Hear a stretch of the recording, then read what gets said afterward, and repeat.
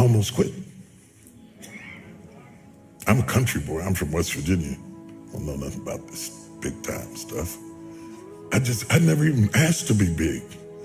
I wanted to be effective, not famous. Famous is the consequences of being effective. I didn't know nothing about being famous and I didn't like it. And so there I was, and when you're first new, everybody attacks you first and figures you out later.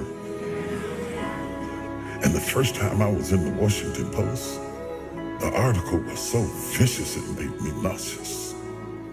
I was so shocked that you could say that stuff about somebody you didn't even know based on assumptions and a little bit of this and a little bit of that. They piece it all together and you don't get to say anything back. So I decided I don't want this. I was preaching for Pastor Bishop Donnie Mears, and nobody knew it because preachers can override their feelings and function. I preached, the place was on fire, but inside I want to quit. I told God, I'm through with this. I'm not going through this. I don't need this.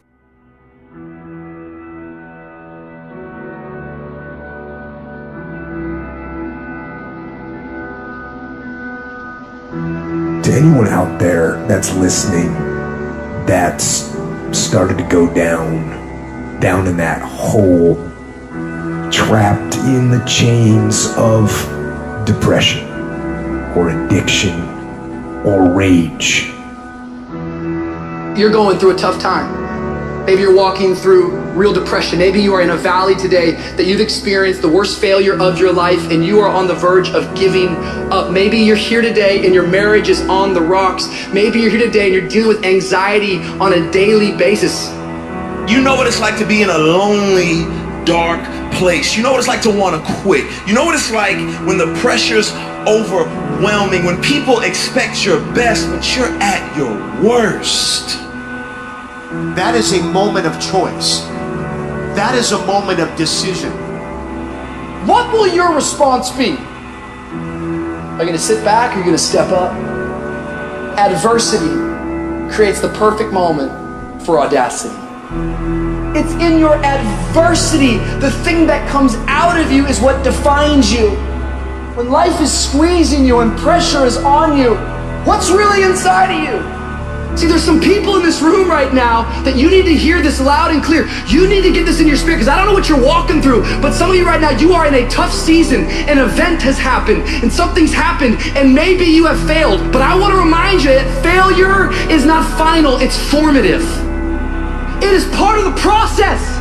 It's part of the journey. Your failure matters as much as your success. How do you think you're gonna grow if you don't ever fail?